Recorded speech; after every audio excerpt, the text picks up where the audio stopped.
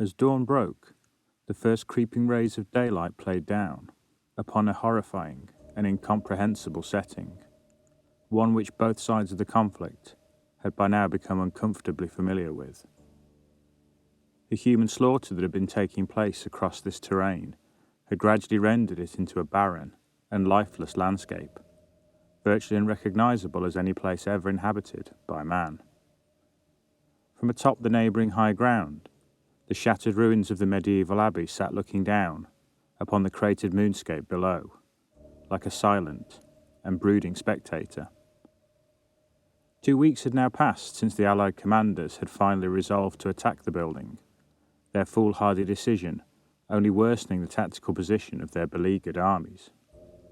For months, various generals and politicians amongst their number had steadily convinced themselves that the German forces were using the monastery to house personnel and equipment. Finally, this escalating debate had manifested itself into the decision to act, the US Air Force raining an apocalyptic aerial bombardment down upon the ancient building. But for all their fire and fury, the Americans achieved pathetically little. The only fatalities amongst the devastation had been monks and civilians, sheltering there from the fighting that took place around them. And with the Allied ordnance having completely destroyed the entirety of the sacred building, the Germans now felt more than justified in moving in to occupy its ruins. Rather than reducing the effectiveness of the enemy's defences, the American bombing raid had instead handed them a vital tactical advantage in the coming battle. This new observation post was the perfect point from which to coordinate the overlapping artillery and machine gun positions the Germans already had in place, covering the region. The combined force of British, Indian and Gurkha companies that had subsequently been dispatched to seize the ruins had consequently been driven back down into the valley floor in complete disarray. And now, 2 weeks later, their commanders had decided that the time had come for yet another attempt. The 8 figures that were now slowly threading their way through the shell holes and craters at the base of the rocky hills were the advance guard of the 2nd New Zealand Division. Like so many before them, they had been entrusted to lead an assault on the ruined monastery, and they were under little illusion as to the hopelessness of their appointed task. Before the patrol had moved up and out of their positions, Captain Nathaniel Davy had personally ensured that each man had removed any loose items from their webbing. In addition to this, any shiny metal surfaces were covered over with a layer of grease or oil in order to prevent any reflection from the light of the breaking dawn. They had then set off, with orders to clear any exposed landmines or booby traps that might lie in wait for the rest of their company, who would later be following on behind. It was a particularly difficult journey, with the terrain largely uneven and boggy. Their movements kept at a deliberately slow pace, in an effort to avoid detection by the enemy spotters, who no doubt lay in wait. Despite his relatively young age, Davy was already a veteran of this war, having seen action in both Crete and North Africa prior to this engagement. He had witnessed the brutal damage that the enemy's shells and bullets could inflict upon the human body, and was determined that none of the men under his command would die this morning. Sadly for the captain, fate was far from on his side. Less than an hour into their mission, the patrol's slow and deliberate movements were detected by a German machine gun post manned by keen-eyed paratroopers. Within moments, several well-aimed bursts of deadly machine gun fire came lancing down into the centre of the hapless Kiwi patrol. 2 of the creeping infantrymen were killed almost instantaneously, their bodies virtually shredded to pieces under a scything wave of fire. As the remainder then scattered for cover, another of their number was caught amidst a rain of incoming mortar fire, his body plucked from the ground, tossed about like a child's rag doll. Armed only with small arms, the New Zealanders knew from painful experience that to return fire would serve no purpose other than to expose them to further danger. So instead, they had little option other than to press their bodies down deeper into the wet mud in a vain effort to avoid detection, praying the firestorm would pass. Finally, As the destruction temporarily abated, Davy realised that the smoke drifting from the impacted mortar shells offered his patrol a slim chance of survival. Hurriedly rallying his men, he gave the order to run to a nearby escarpment. Keeping their profiles as low to the ground as possible, the survivors were quick to comply. Having reached their goal, the 5 Kiwis immediately collapsed down amongst the loose rocks, their breath ragged, sweat pouring down their bodies. As Davy shakily reached for his canteen, he found himself unexpectedly interrupted by one of his men, who silently motioned for him to stop what he was doing. There, set into the rock face not far from where they lay, apparently exposed by the battle's incessant bombardments, were what appeared to be a pair of thick, wooden doors. Signalling for the rest of the patrol to face outwards and keep watch around them, Davy signalled for Corporal Hogarth to join him before the 2 men made their way over to more closely examine the doorway. As he assessed the edges of the ancient portal, the captain found himself speculating that it could be as old as the first settlers to the area, constructed using decidedly rudimentary materials and techniques. But as he ran his hand across the simple hasp that secured the 2 doors, he suddenly withdrew it sharply. There, around the edges of the rusted metal latch, were what appeared to be fresh indentations and scratches. Someone else had recently found the doors, and had apparently made efforts to open them. Taking hold of one of the metal rings, the young officer pulled hard, and felt the door open slightly as he did so. Gently lowering the door again, he was about to ask Hogarth his thoughts, when an all too familiar whistle suddenly sounded in the skies above them. Death now rained down again, in the form of further enemy mortar fire, smashing down amidst the terrified soldiers, with murderous accuracy. Screaming to make himself heard above the explosions, Davy yelled for Hogarth to help him to open the door, and then waved for the others to join them.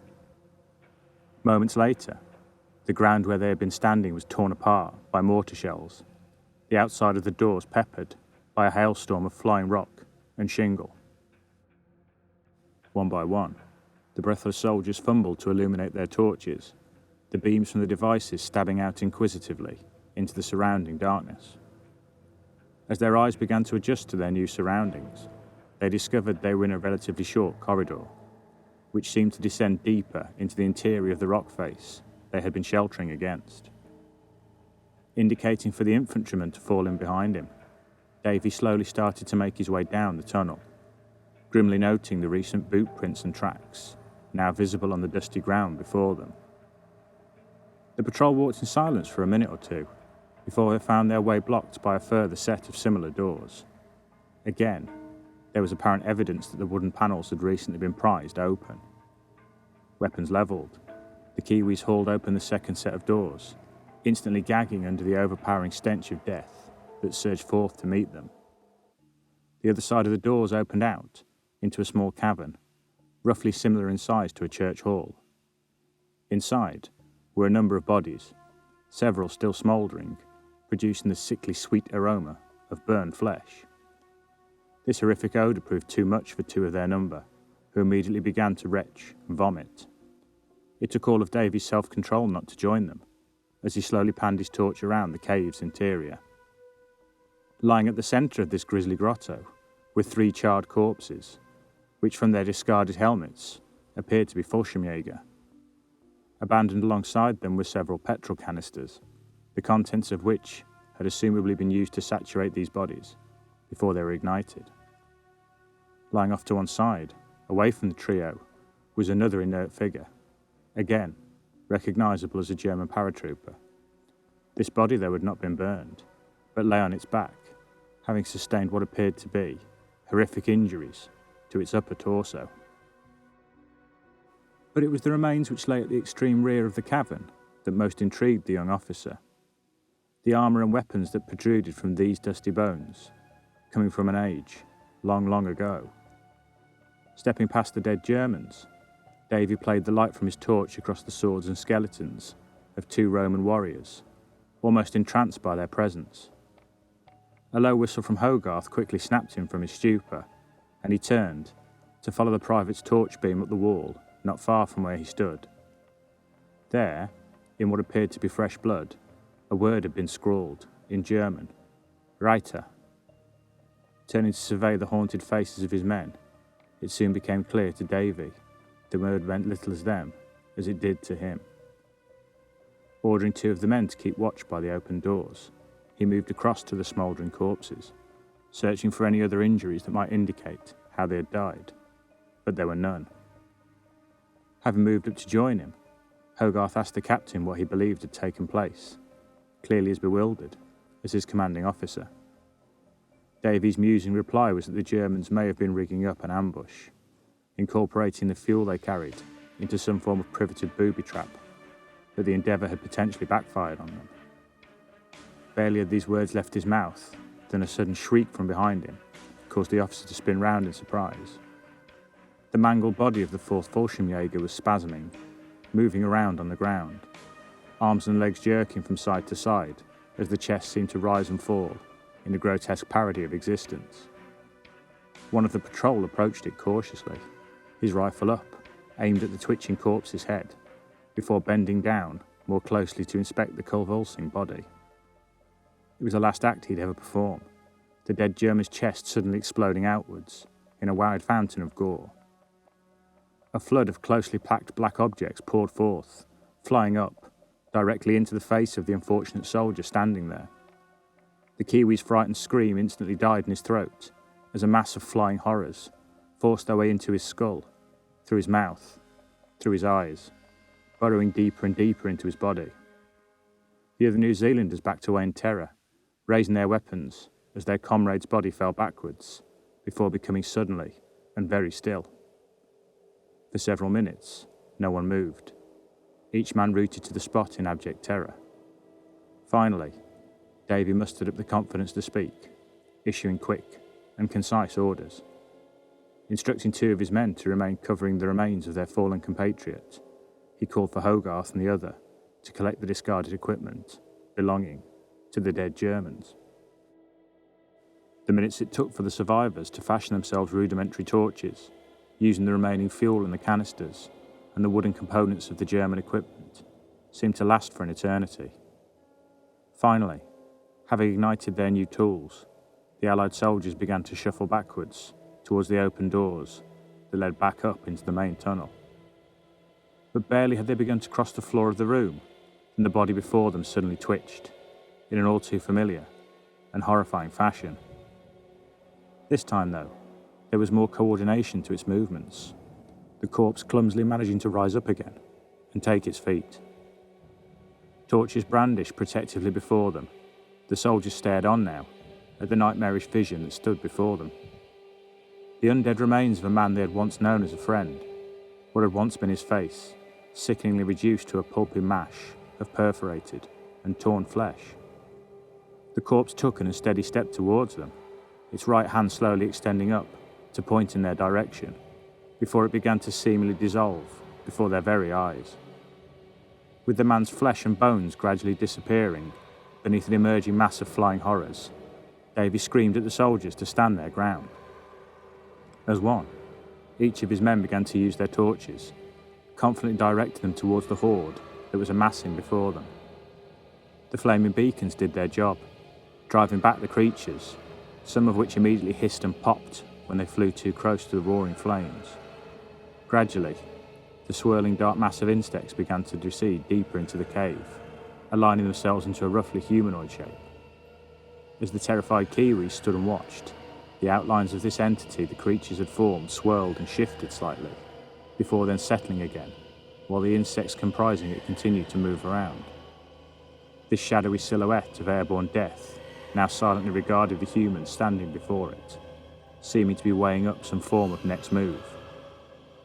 It was continuing to do so when Davy barked the order to open fire, his men complying immediately, shooting their rifles directly into the centre of the hovering horde. At the point of each impact, there was a temporary distortion to the entity, where several of the insects that comprised it perished, but in no time at all they had realigned, maintaining this humanoid form. Then, there was a notable intensification in the buzzing of the creatures, before the mass suddenly lost its shape, swarming towards them in full fury. Where the oncoming wave of murderous insects met the torches, it quickly parted, instead passing over and between the soldiers, flying straight out the doors and into the tunnel. With a cry, the soldiers ran forward, slamming the wooden panels shut behind it and bolting them from inside, before collapsing to the ground in complete exhaustion. It was Corporal Hogarth who spoke first, professing he had never conceived of anything more terrifying that they had just experienced, asking if his commander knew what it had been. Davy pondered a moment before replying that he believed there may somehow be some form of intelligent life to this species, continually driving it to attack and reproduce. But as he spoke, he found himself wondering if the reference scrawled in blood on the wall had been written by one of the Germans, a warning to others, or perhaps recognition of some legend or story from the past. It seemed clear to Davy now the Germans had disturbed this entity, dwelling in some dark corner of the cave, somehow preserved within the remains of the long-dead Roman soldiers. The insects had entered the paratroopers, replicating inside their bodies, before their surviving comrade had destroyed their remains with fire, only learning too late that he too had been infected. It was with this last observation, Davy's brow furrowed. His mind filling with dread, he quickly ordered the men to check their bodies for any injury that might have been caused by the creatures. The order came too late, Hogarth suddenly doubling up, his arms clutched to his sides. As he collapsed to his knees, he pulled up his tunic to reveal a tiny section that was torn and bloodied. The corporal had just enough time to look up at his colleagues, his face etched in fear, before his body suddenly arched, falling backwards. Moments later, the air was once again filled with the sickening sounds of tearing flesh. Calling the survivors to his side, Davy formed them up, the torches again protectively held out in front of them. As if aware of what was occurring, this new cloud of insects instinctively pulled away, instead, gravitating towards the doors. The trio watched on as the hovering horde once again formed themselves into a roughly humanoid form, though this time smaller than before. Gradually, the shape of an arm formed and extended up from its side, pointing towards the secured doors on the far side of the cave, before melting back into the torso area.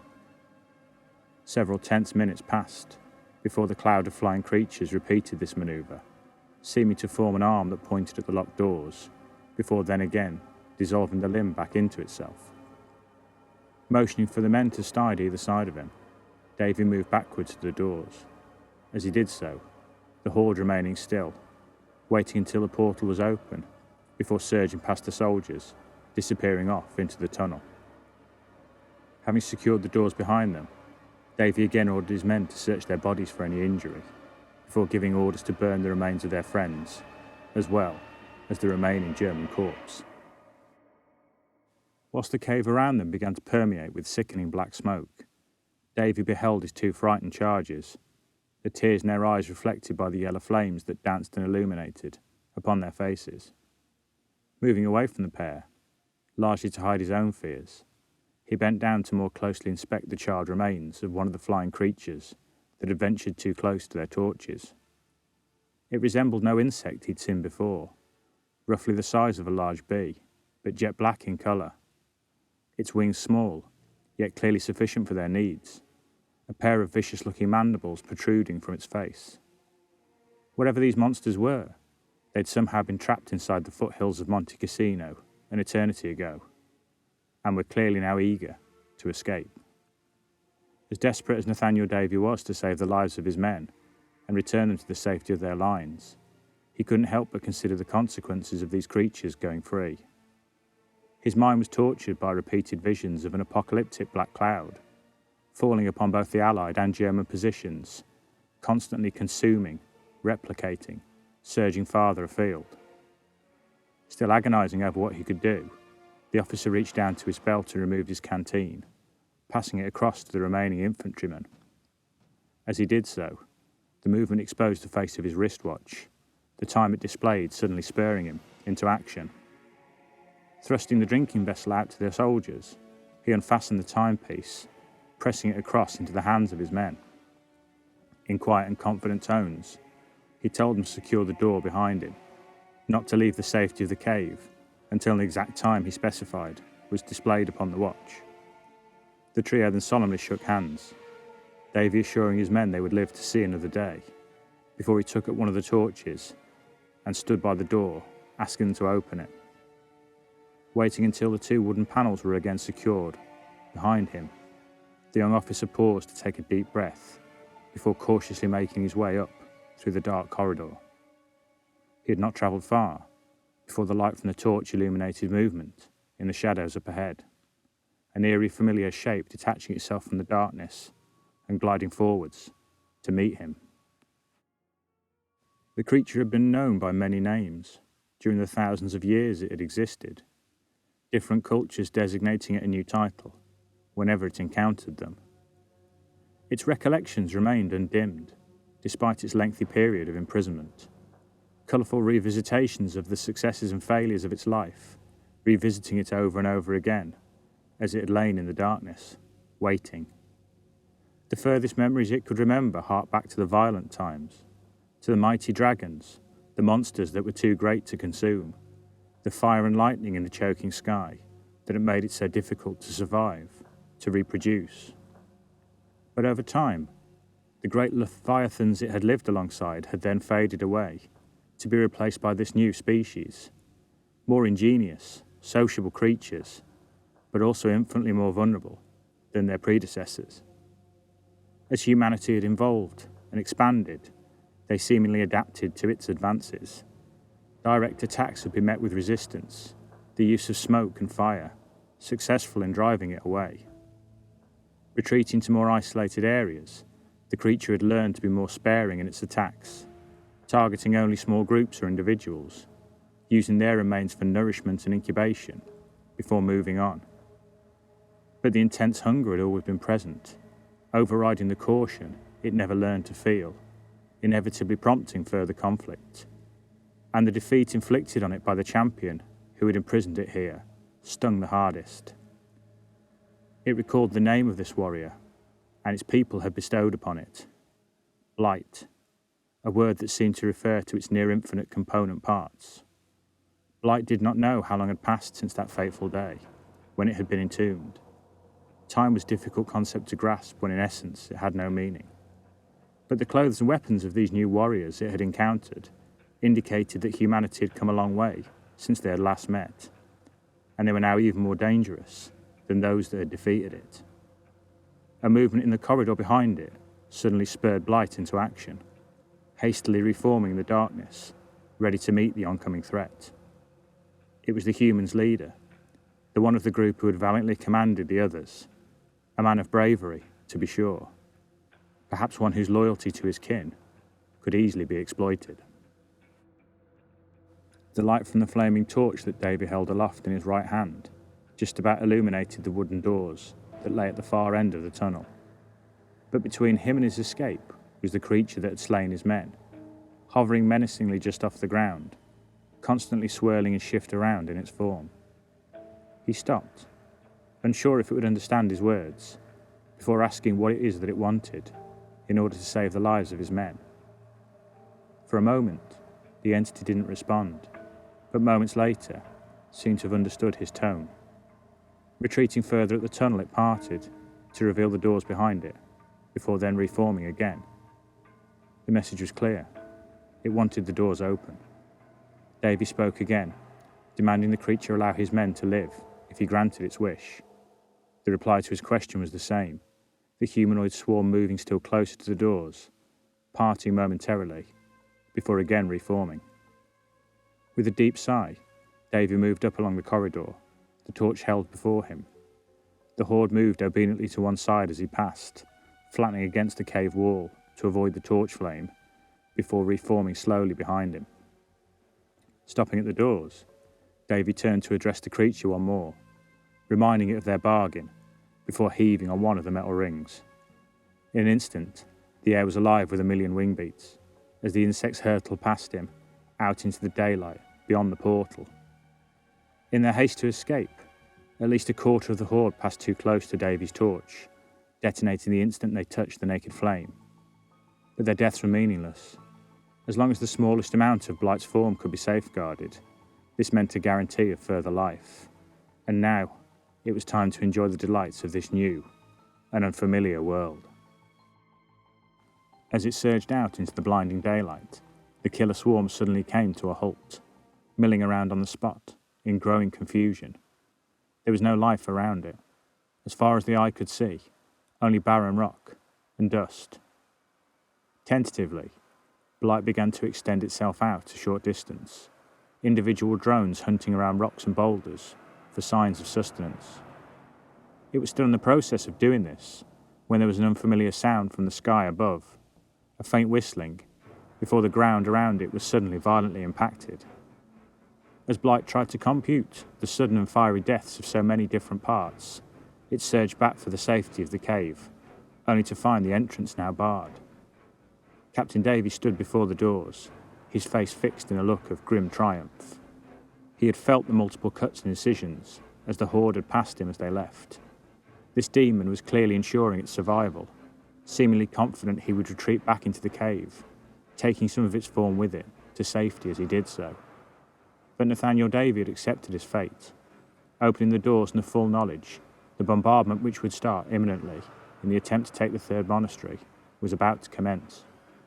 Moments later, the brave New Zealander was torn apart where he stood, as the rest of his army's artillery shells came screaming down into the ground around him. In sheer panic, Blight began to swerve across the moonscape between the incoming shells. It stretched and extended its form, sending drones flying far out in every direction. If it could just ensure that one of its parts rose above or beyond this wave of fiery death, it could endure, reproduce, bounce back to face this new human threat. But there was no escape. Over 700 Allied guns were firing, the thousands of pounds of ammunition they unleashed falling down upon the Germans, as well as the monster. No matter how far or how fast the creatures moved, they only encountered more death, burned by flame or torn apart from the shockwaves that accompanied the lethal detonations. 3 hours later, as the latest doomed attempt by the Allied army to take the monastery at Monte Cassino surged forth, there was no trace of the evil that had lain undisturbed for centuries, save that is for the testimony of 2 terrified infantrymen who would later emerge from deep beneath the ground, their ramblings and ravings dismissed as the result of shell shock from the horrors and the apocalypse that had been rained down upon them by their own forces.